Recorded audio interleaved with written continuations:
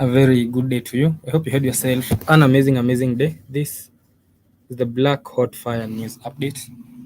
And I'm here to tell you about each and everything that was happening throughout the whole of Africa. Over the weekend, since Friday, a lot has been happening all over Africa. So I'm here to keep you on the know, to, of course, tell you what was happening in each and every corner of this beautiful continent, starting from Kenya, of course. We're going to be looking at the DRC. We're going to be looking at South Africa with it forming its new. South Africa has been forming its new government. We are also going to be looking at Kenya with President Ruto speaking to the country yesterday and today, and he's also expected to speak again. That is ahead of tomorrow's protest, because there's another protest that is scheduled for tomorrow and for Thursday. So we're going to be looking at each and everything that was happening. And so let us start with Kenya. With first and foremost, let us talk about economics, because it's an area that I love. I love the numbers. I love the mathematics.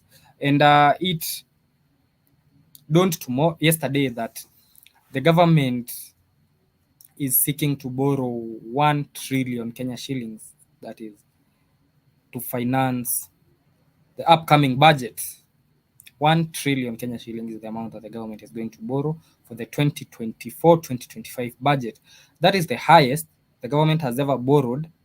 Even in 2020, when there was COVID, the borrowing went up to about 600 billion, if I'm not wrong. So it is the single most highest borrowing the Kenyan government has ever done in a single year. 1 trillion the government is going to borrow. That is to finance its 4.2 trillion budget. When President Ruto came into power, the budget was at 2.6 trillion, if I'm not wrong. He brought it down and then raised it up again. So we're talking about a budget of 4.2 trillion. That is a very big budget. And that is why the government is going to be borrowing 1 trillion Kenya shillings. Apart from that, as he was speaking yesterday, I'm going to be looking at some of the things that he spoke about yesterday when he had a media round table. One of them was that the government is going to borrow 1 trillion. And this was him talking about the same.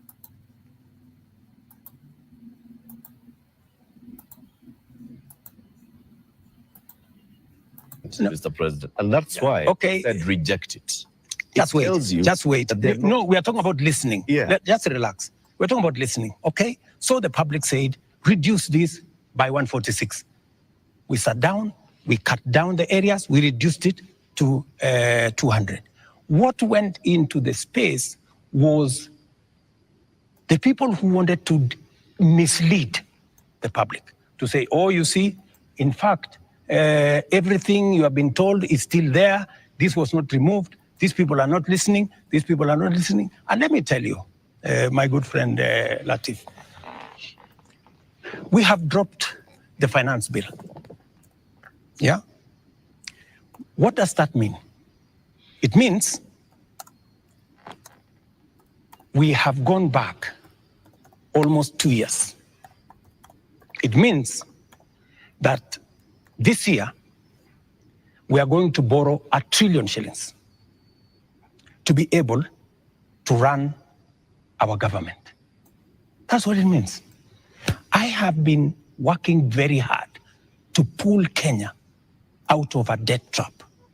Mr. President. Let me just allow me, because we need to contextualize this finance bill. It is easy, Joe. It is easy for us as a country to say, let us reject the finance bill. That's fine. And I have graciously said, we will drop the finance bill. But it has huge consequences. It means we will not confirm the JSS teachers, 46,000 of them.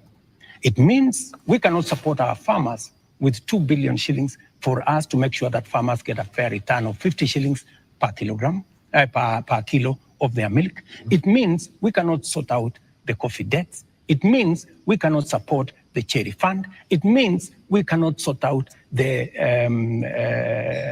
debts of farmers in Mumias. It also means that we will continue to import potatoes from Europe when we have potatoes in his village. So that was the president talking about how we are going to borrow 1 trillion Kenya shillings. That is the first time in history where the country has borrowed that much amount of money. So the finance bill was to see Kenya raise 2.7 billion USD in revenue.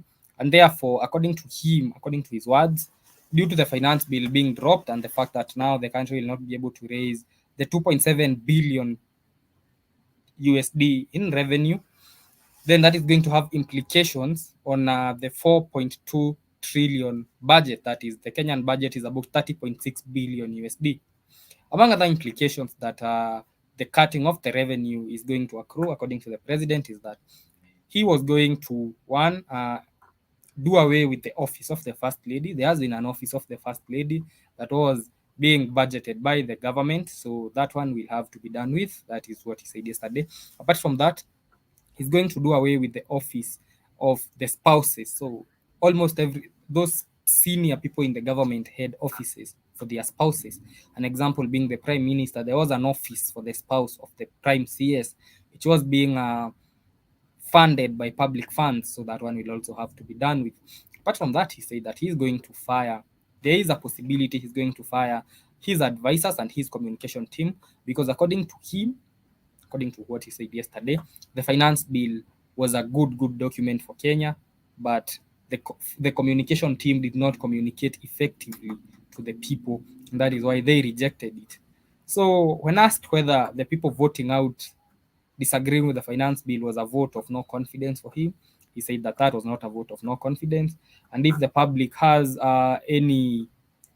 does not have confidence in him, they can always vote him out in 2027. Those were his words.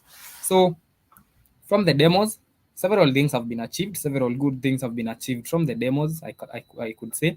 One of them being the dropping of the finance bill that was to see taxation of some basic commodities that some Kenyans would not have been able to afford. Apart from that, we have seen another thing being banned is politicians going to the church pulpit and contributing money. We had been seeing politicians looting from the people, taking the same to the churches, and because they know majority of the electorate, especially our parents, that is that demographic of boomers and Gen X, they love the church. That is where they go to talk their issues every Sunday. So the politicians were taking advantage of the same, so they would steal and loot, and then they would go to churches and donate money, and the people would love them. That is how they would steal millions, then hand over some of the millions to the church, and now the people would it was almost like a drug. So the other thing that the protests have achieved is that has been banned. It is now the government is actually looking into banning harambes at all. So harambes is the Kenyan term for fundraisers. Those church fundraisers, I don't know, we are raising funds to build what. So those ones are likely to be banned. Apart from that, he said that his cabinet might have failed him. He did not use the exact words, but he said they could have done better. Are we going to see heads rolling? We are yet to see that. But the president did agree to come to X, to Twitter, on a Twitter space to discuss with the young people on some of the things they wanted. And from the reception that I saw, people are open to that, because in a Twitter space, in an X space, then you can't be able to bribe anyone.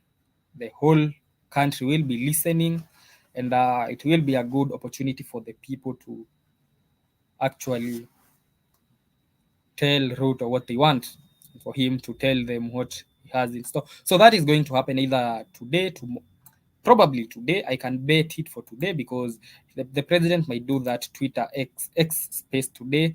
That is to prevent the demos from happening tomorrow. If not today, then that might happen sometimes this week. Initially, he had wanted the young people to choose leaders whom he was going to engage. Two leaders, one man and one woman, one gent and one lady, to engage. But the young people refused and said that they were leaderless, because having a leader would make it easy for somebody to compromise the whole course, it would be easy to get into their head. And so that is how they came up with the idea that if you want to talk to us, come to a Twitter space. We'll host a Twitter space, join us there, and let us have a conversation.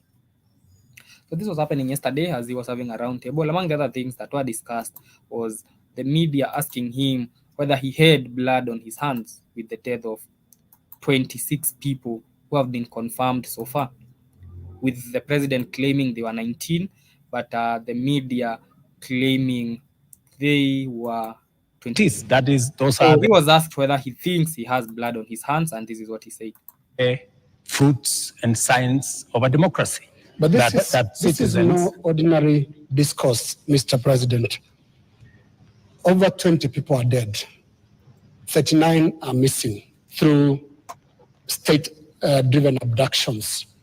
And first, they're asking a very simple question. 24 people dead. Your Excellency, do you have blood on your hands?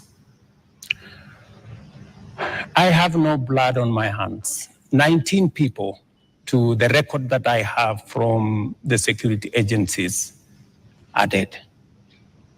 Very unfortunate. As a democracy, that should not be part of our conversation. 2.4 billion of property has been destroyed. The office of the Chief Justice has been burnt. City Hall has been burnt. Parliament has been burnt. That is the situation. Let's turn lives, Your Excellency. 19 people dead. Your Excellency. That one of the critics that came out of this presidential roundtable was people felt like the president was focusing more on the property than on the lives. For example, on that question you had, he was asked, do you have bloods in your hands? And instead of him focusing on that, he focused on that for a little bit, then went ahead and started talking about the properties that were lost. So that was one of the takeaways. And the other reason that he said he has no blood in his hands, he said that once he took office, he made the police institution independent. So everything they did independently. So he's saying that they don't take orders from him. He made sure that the police force is an independent force. Not my words, his words. Today he went ahead to speak and he talked about how he's ready to engage with young people and he is going to listen to them. But the young people in the country feel like he does not really listen to them. The space might happen today, so I'm going to be telling you about what transpired on the space today. The protests are still tabled for tomorrow. There is a protest going on tomorrow. Yesterday we had a candle lighting for those who had died, the 26 of them who have been confirmed dead so far. And people are just lighting candles to remember those heroes, because most of them were heroes. In as much as there has been some criminality here and there in the protests, an example being here near the studio where thieves infiltrated the protest and broke into shops. 98% of the protests and the demonstrations have been peaceful, and the people have been peaceful, and most of the 26 deaths are actually unwarranted. They were of peaceful protesters who had nothing but bottles of water and the Kenyan flag, but they were killed, some of them by snipers, and some of them even kids as young as 5 years. We had a 12-year-old boy with 8 bullet wounds. 8 bullets were sprayed on his body. That is not even a stray bullet. You can't have 8 stray bullets. So that means a police officer pumped 8 bullets on a 12-year-old. So tomorrow there are going to be demonstrations. So will Wednesday. So will Thursday. It went ahead. It even went as far as the youths announcing that tomorrow is a national holiday. They released a Kenya Gazette notice. They announced that tomorrow is a public holiday and nobody should go to work. The government is not aware of the holiday, but the young people decided tomorrow is a public holiday. Don't go to work. Apart from that, we've seen MPs who voted yes for the finance bill. The MPs are the member of parliament getting checked in their villages. Majority of them have had their houses burnt, or they have had themselves beaten up. We have had some of them getting beaten up in public forums, others getting booed, others getting their cars stoned, others getting their offices burnt. And whichever way you look at it, one thing is clear, that the Kenyan political landscape will change, will never be the same, because never before have we seen people asking for accountability as much as we are now. And now leaders used to get away with everything. They would get away with literally anything. But now with the landscape changing, and talking about the domino effect, talking about how this is going to be translated in other African countries, you can see, for example, Tanzania is going to be having its own demos on the 27th of July. Ghana has organized its own demos on the 23rd of July. Uganda has organized its own demos, which are going to happen also. Which other country have I seen organizing their own demos? Nigerians have started having the talk of demos, demonstrations.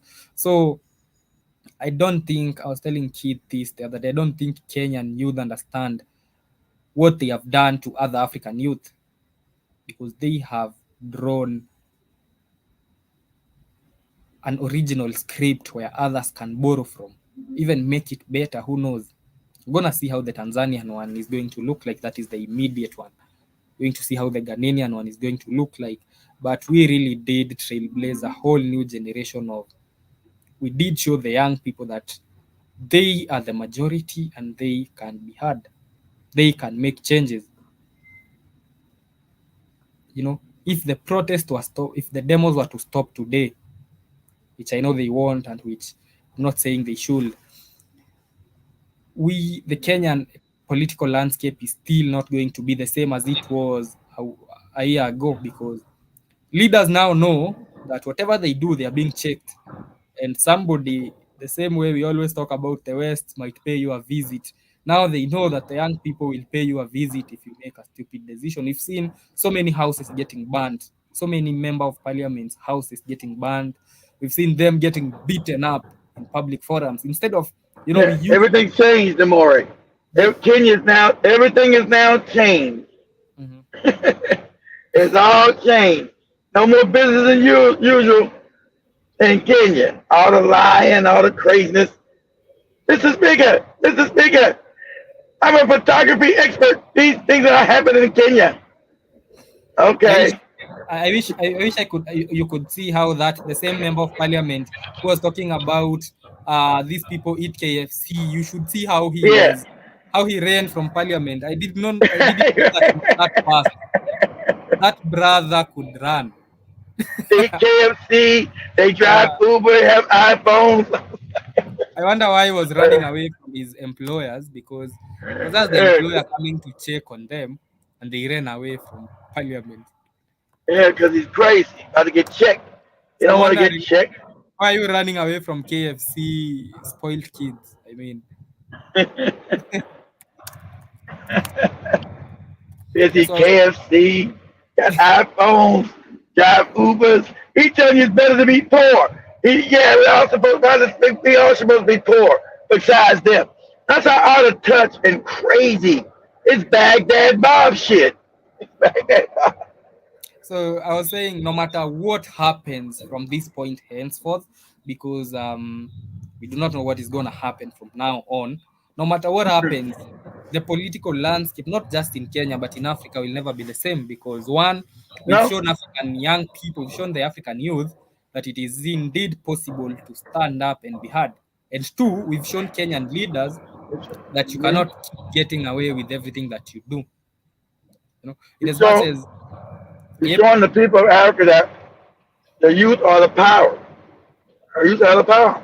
You gotta stop being afraid.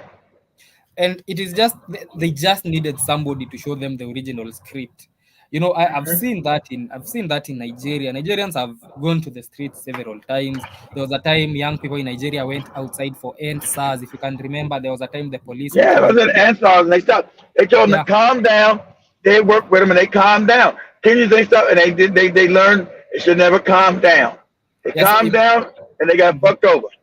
if Nigeria could organize a successful NSAS demos as the ones they organized, so now they know that they don't have to take everything from Tinubu, from that old man. They can stand the same way they organize the NSAS demos, they can organize an end Tinubu demo. Even though you don't really need to end Tinubu, he's almost ending by himself. So it's unnecessary, but it's the same way the Senegalese were out in the streets the other day protesting against Macky Sall's decision to postpone the elections. They now know that they can even go to the streets once again if Diomaye fire does not work, and they can kick him out. The same way, what other country was in the streets? So, South Africa. Mali, Yeah, South Africa. Burkina Faso. The same way South Africans go out and dance in the streets every day because that's all they do.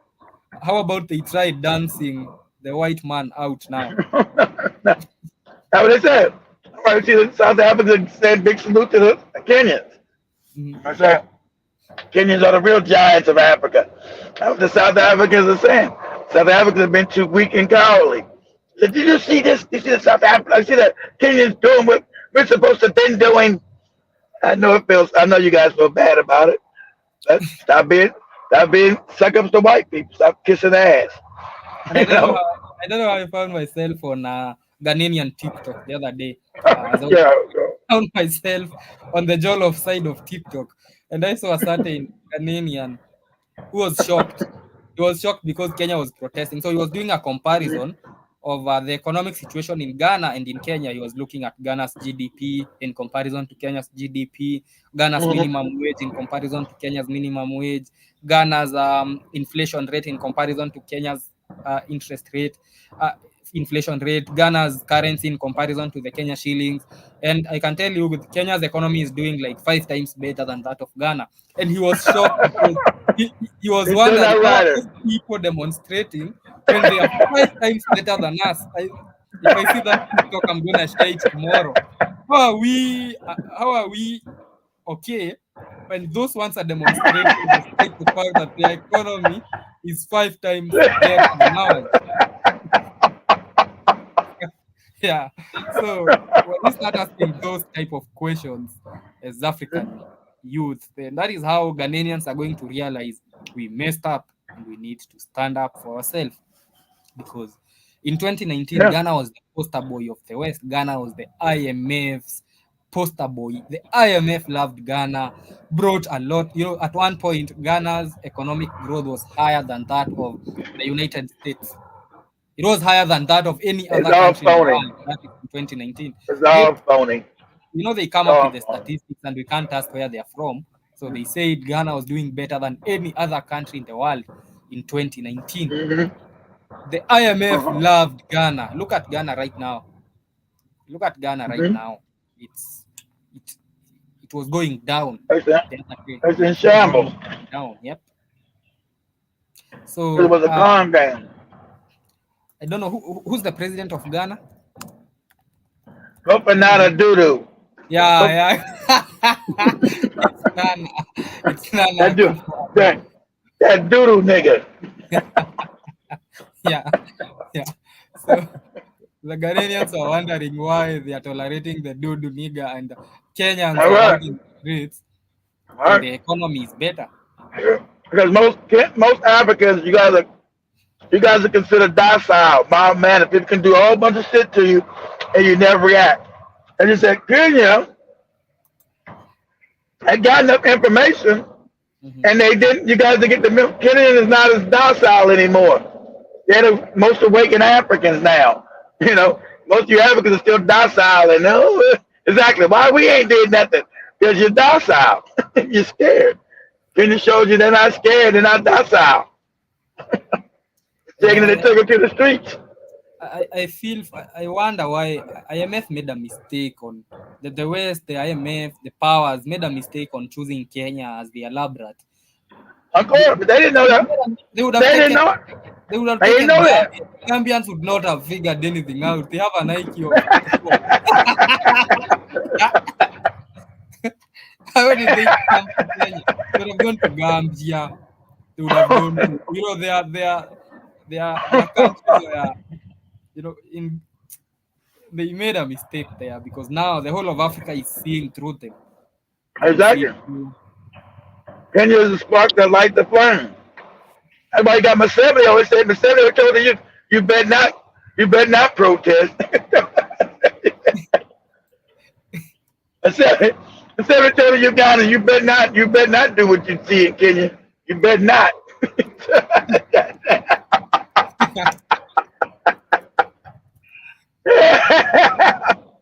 What's I that? don't, I don't know What's if you saw. that?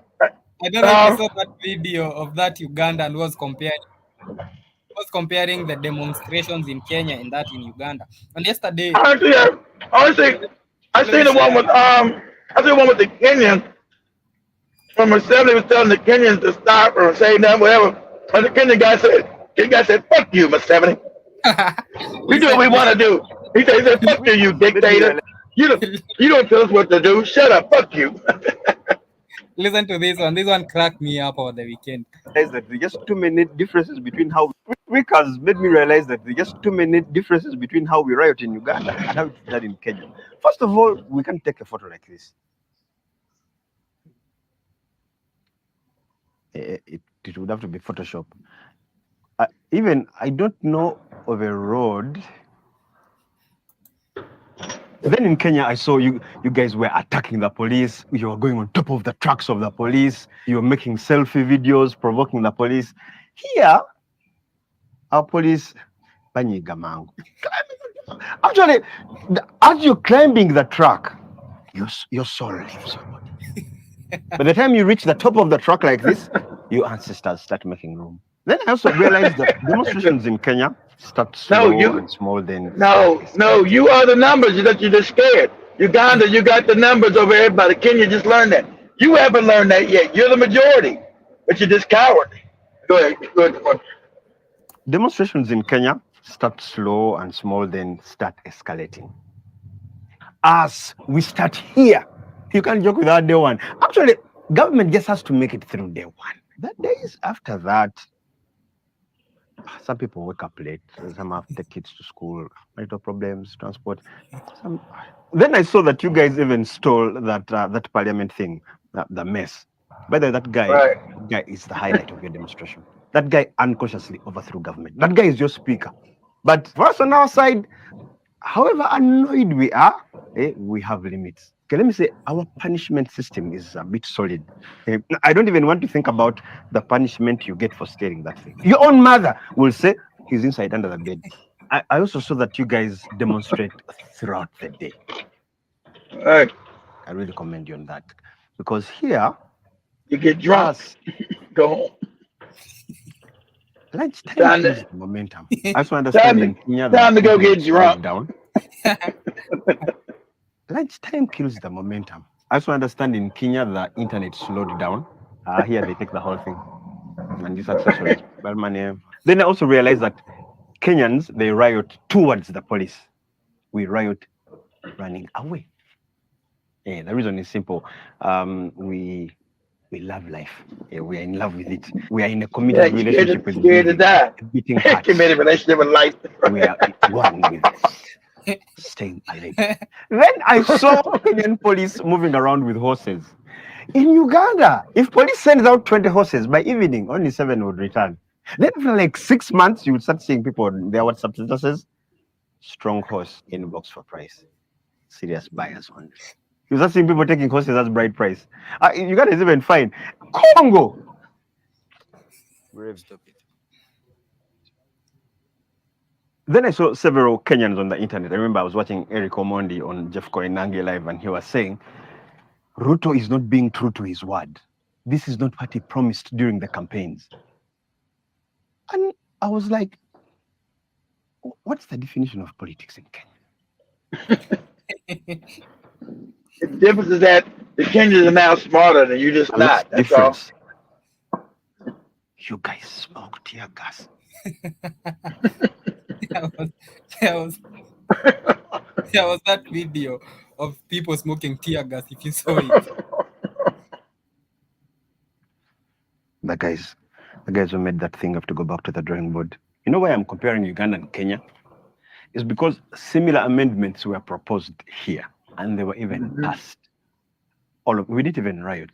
Reason the people who riot didn't get to know about the amendments. Probably if they had packaged the information in a TikTok video, the people who got to know don't riot.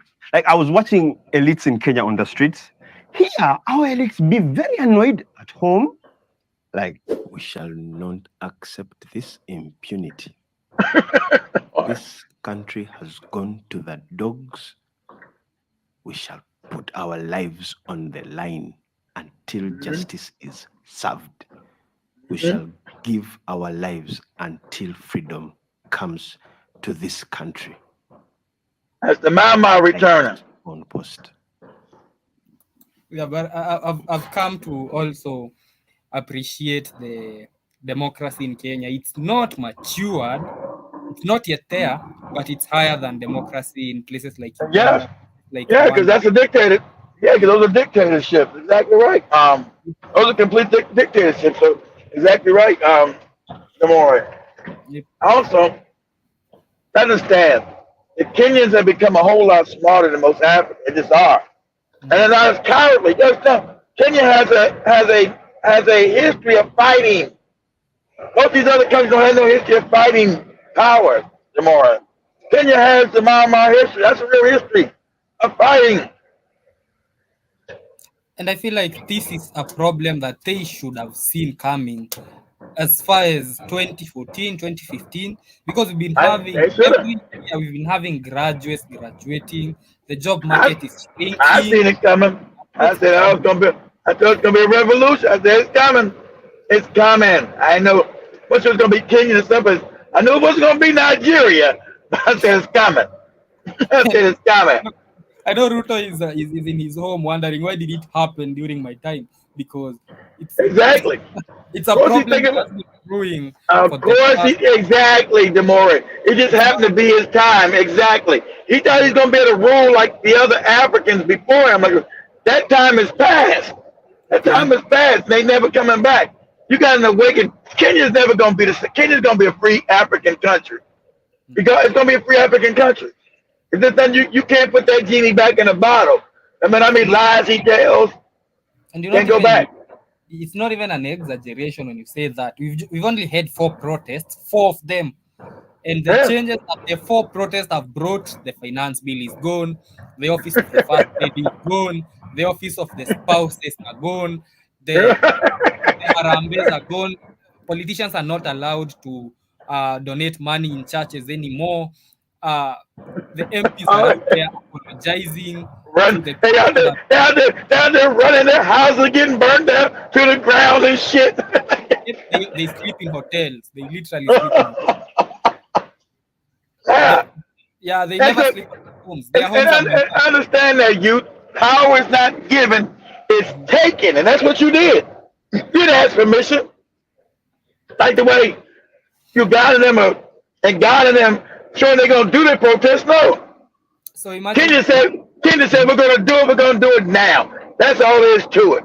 We're not asking permission for shit. That's how power is taken. Go ahead, Demo. So imagine the 4 demonstrations alone have saved the Kenya about, I would say about almost a lot of money. The first lady was getting 600 million. The office of the house was getting 400 million. All these corrupt ass fake officers, all of a sudden, y'all put some act right on their ass. They just disappeared them, all right. And Ruto was there yesterday saying he's also ready to have his salary cut. Imagine 4 demos have done that. He's ready to have salary and that of all the MPs revised. They are no longer going to be the highest paid members of parliament in the world. That one is going to change. And he has also, he told the young people to choose 2 leaders that he can engage with. And they say, no, we are not choosing any leaders. If you want to talk to us, come to Twitter. Come join an X. Exactly. We're not going to leaders so you can kidnap him and kill him. Nah. We all the leader. All ZNG, we all the leader of this. That's right. Yep. So as we come to the end of the show, it is true that the landscape, the playbook is not working anymore, not just in Kenya. They need to update the playbook. It's outdated at the moment. It's not working. their social control playbook is not working. And you're going to Exactly. see that in Tanzania on 27th of July. You're going to see that in Ghana. You're going to see that in Uganda. You're going to see that in Nigeria. You're going to see that all over Africa now. So as we come to the end, big shout out to Rati, who was with me, and he It's a fairly hundred. It's a respect. 100 monkey deaths. Yep, the domino effect. Yep. Yeah, so join Joby in the next few minutes. She will be here, of course. Tomorrow there will be demos. Let's see how they go tomorrow. I hope it won't be as bad as last week's, where we had gunshots to upwards as late as 11 Yep. at night. They doing. They Gunshots keep around. doing gunshots and things. All these people are gonna have to be going to the Hague. These are crimes. You got to get rid. You got to get. You got to get prosecuted. That's all on you, Ruto. You're the head of everything. You can't say, "Oh, well, they're using rubber bullets." Nigga, you knew they wasn't using rubber bullets. So much love, family. Enjoy the rest of your day. Hello, God.